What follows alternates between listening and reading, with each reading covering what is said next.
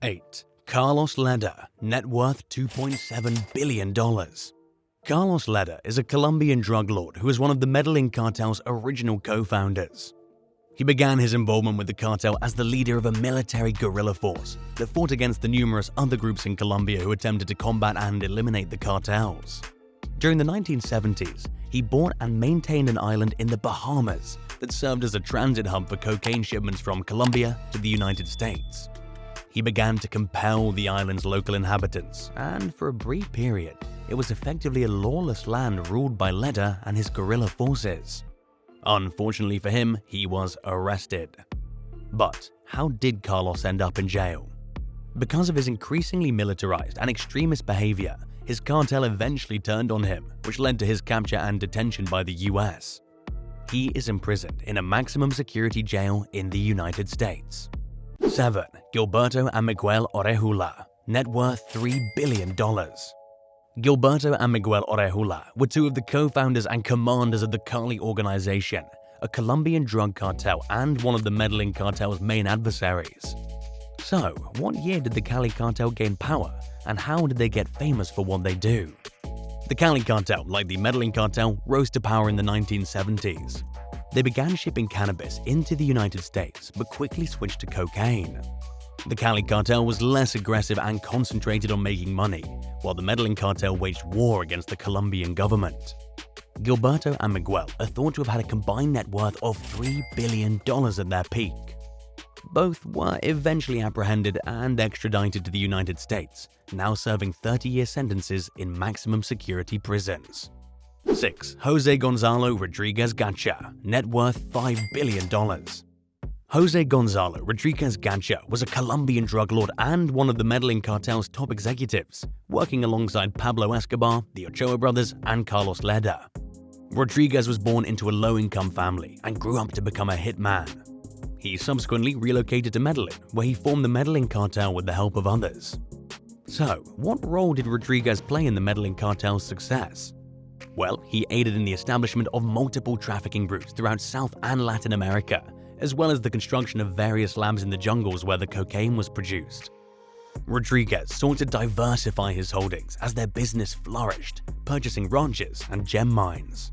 Rodriguez was one of the main organizers of kidnappings and bombings against the police, VIPs, judges, and other government members when the Colombian government began to confront the Medellin cartel more aggressively. Jose would continue to oppose the government and resist imprisonment until he was assassinated in a police raid in 1989. 5. Kunsar, net worth $5 billion. Kunsar, commonly known as the Opium King, was a military leader and drug kingpin. Kunsar rose to popularity in the 1960s after fleeing to Burma during the Chinese Civil War. He began to form a small militia of men that would later evolve into an army fighting for the Shan state. He subsequently became involved in the opium and heroin trades, overseeing the production and delivery of these substances throughout Southeast Asia. And now, you might be asking, has Kunsar been apprehended? The truth is that he surrendered to the Burmese authorities to avoid extradition to the US. After that, he was never genuinely imprisoned and spent the rest of his life in Rangoon. 4. The Ochoa brothers, net worth $6 billion. Three brothers, Jorge, Juan David, and Fabio Ochoa, were co-founders and members of the Medellin cartel. Before the Medellin cartel was created, the Ochoa brothers were already producing and trafficking cocaine, so it made logical sense for them to join up with Escobar, Rodriguez, and others. They were projected to have a combined net worth of $6 billion during the height of their enterprises. But what happened at the end? Jorge and Juan David later surrendered to the Colombian government as their cocaine business began to crumble, and Fabio was extradited to the United States. 3. Dawood Ibrahim Kaskar, net worth $6.7 billion. Dawood Ibrahim Kaskar is a notable Indian criminal and drug king who runs the D Company gang. So what did Dawood's organization specialize in?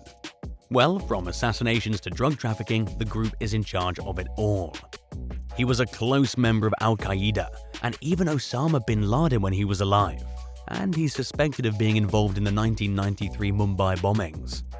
Dawood Ibrahim's net worth is believed to be $6.7 billion, and he's currently one of the most wanted criminals. His current location is unknown, but he is considered to be based in Pakistan or the United Arab Emirates. 2. Amado Carrillo Fuentes, net worth $25 billion. Amado Carrillo Fuentes was a Mexican drug lord who gained control of the Juarez cartel after assassinating Rafael Aguilar Guajando, the previous boss. Amado was dubbed the ruler of the skies because he owned 27 Boeing 727 airplanes that carried cocaine into the US daily. He was once reported to be worth $25 billion, making him one of the wealthiest drug lords in history. But did he get arrested in the end? As numerous nations attempted to apprehend Amado, he decided to have facial plastic surgery to alter his look. He died during the operation, but a few conspiracy theories are floating around claiming he's still alive. 1. Pablo Escobar, net worth $30 billion.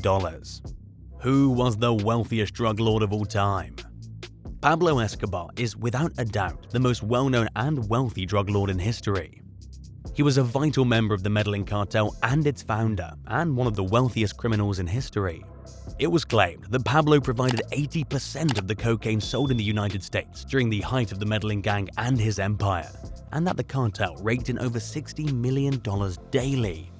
He was one of the wealthiest people in the world when he was alive.